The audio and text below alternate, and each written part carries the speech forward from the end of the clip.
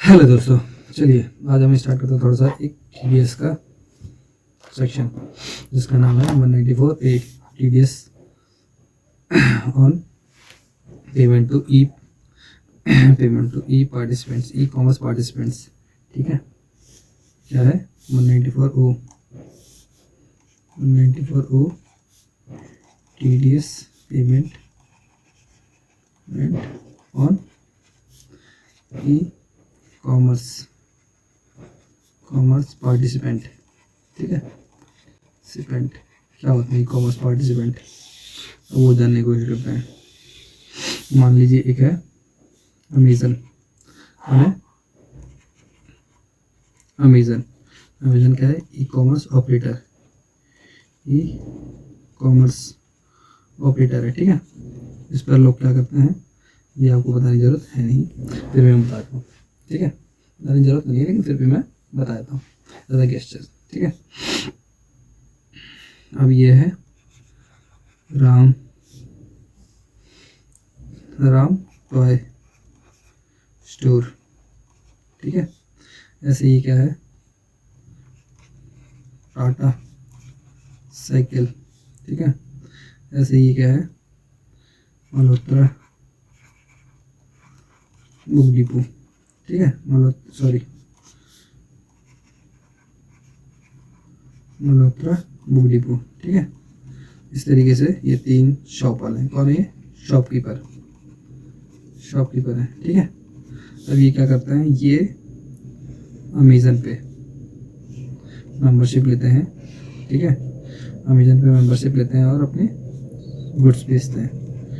जरूरी नहीं गुड्स ही हो, सर्विस भी हो सकती है। ठीक है, तो ये क्या करते हैं? गुड्स बेचते हैं। कहाँ पे? अमेजन पे। ठीक है, तो अमेजन क्या करता है?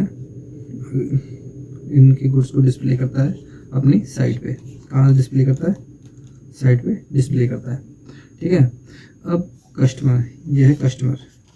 ठीक है, इस कस्टमर की दो आंखें हैं जो इसको देख रही हैं, डिस्प्ले को देख रही हैं। बहुत सारे गुड्स हैं उनको देख रही हैं इसकी आंखें।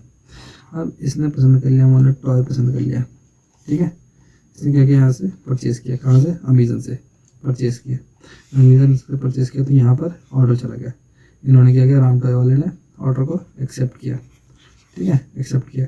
अब ये पेमेंट जब देता है तो या तो दो तरीके से पेमेंट होती है, या तो पहले अमेजन के पास जाएगी, फिर उसके बाद राम टॉय के पास आएगी, या फिर डायरेक्ट राम टॉय को भी जा सकती है। ठीक है, दो ऑप्शन होते हैं कैसे काम करते हैं अमेजन वाले और पार्टिसिपेंट्स, वो उनकी म्यूचुअल कंसिडरेशन होती है। ठीक है, या तो कहाँ जाएगी? पहले अमेजन के पास, फिर अमेजन वाले पे करेंगे, या फिर डायरेक्ट इसके पास जाएगी, दुकान शॉप वाले के पास। ठीक है, तो शॉप वाले क्या करेंगे? फिर इसको सामान बनाएंगे और यहाँ भेज देंगे सामान कि ये लो जी आपका सामान आ गया। ठीक है, ये होगा प्रोसेस पूरा जो अमेजन और इसको करना होता है। अमेजन क्या है? यहाँ अमेजन को कहते हैं ई कॉमर्स ऑपरेटर। ठीक है, और ये सब क्या है? ई कॉमर्स पार्टिसिपेंट। क्या है? ई कॉमर्स पार्टिसिपेंट। ठीक है, इनको क्या कहते हैं? ई कॉमर्स पार्टिसिपेंट। अब ई कॉमर्स पार्टिसिपेंट, अभी आप पढ़ रहे होंगे ऊपर जो लिखा हुआ है 194 क्या है?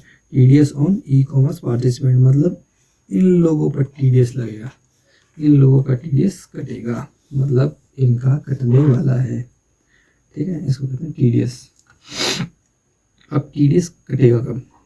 ठीक है, TDS कब कटेगा वो देखते हैं। जब भी देखो TDS कब कटेगा वो सुन लो। TDS कब कटेगा वो देखते हैं। जब भी पेमेंट होगी पार्टिसिपेंट को, तब TDS कटेगा। TDS कब कटेगा? जब पार्टिसिपेंट को पेमेंट होगी,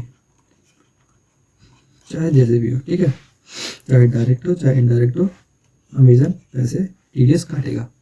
ठीक है, अब आपको डायरेक्ट पेमेंट होगी तो TDS कैसे कटेगा? तो उसकी नेक्स्ट पेमेंट कट जाएगा। ठीक है, नेक्स्ट पेमेंट कट जाएगा और उसकी रिटर्न में शो हो जाएगा। ठीक है, सिंपल। लेकिन कब कटेगी?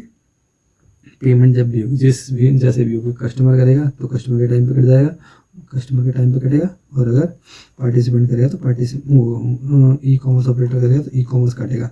ठीक है, ई कॉमर्स काटेगा या फिर कस्टमर देगा, कस्टमर के एंड से जाएगा तब कटेगा। ठीक है, तो कब कटेगा पेमेंट? जब भी पेमेंट होगी किसको? पार्टिसिपेंट को। ठीक है, अब क्वेश्चन होता है कितने परसेंट? तो 1%। अगर 5 लाख से ऊपर होता है, 5 लाख से ऊपर जैसे ही सेल होगी या सर्विस होगी, ठीक है, सेल सर्विस या अदर थिंग जो भी होगी, जैसे ही 5 लाख क्रॉस करेगा वैसे ही उसका TDS कटना शुरू हो जाएगा।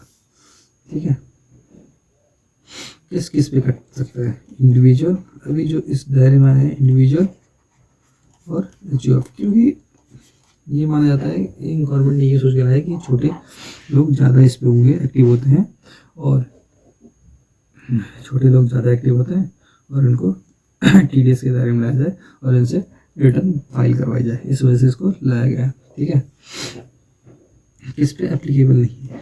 जैसे NRI है, अगर है कोई NRI है तो उस पर ये TDS 194O एप्लीकेबल नहीं होगा। ठीक है, किस पे एप्लीकेबल नहीं होगा? NRI पे 194O एप्लीकेबल नहीं होगा। ठीक है, ये हो गया हमारी बेसिक चीज़ें जो मैंने आपको समझा दी हैं डिटेल में कि 194 क्या है, कैसे काम करेगा, कैसे कटेगा।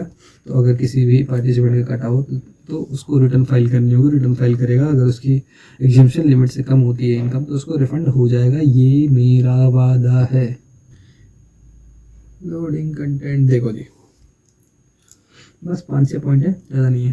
ठीक है, कब आया था ये? यूनियन बजट 2020 में आया था। कब आया था? यूनियन बजट 2020 में। कौन डिडक्ट करेगा? E commerce operator. कौन कौन होते हैं? अमेजन, फ्लिपकार्ट,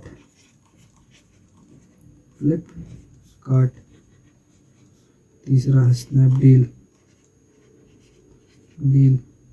ठीक है, चौथा क्या होता है? मीशो, एक अभी नया खुला है।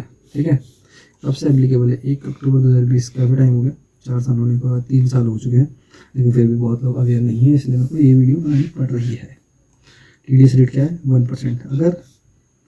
अगर पेन नहीं है अवेलेबल, पेन अगर पार्टिसिपेंट नहीं देते हैं तो कितने परसेंट है? As per section 266A 5%। ठीक है, 5% पे कटेगा।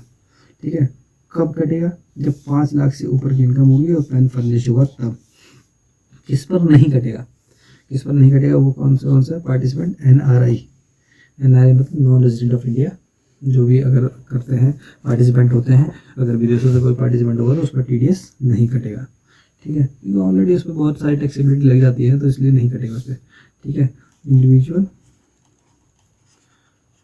और HUF पे ये अप्लाई होगा। ठीक है, तो ये 194O जो था, ये उम्मीद करता हूँ कि आपको पूरा समझ में आया होगा, और अगर समझ में आया है तो लाइक, शेयर एंड सब्सक्राइब।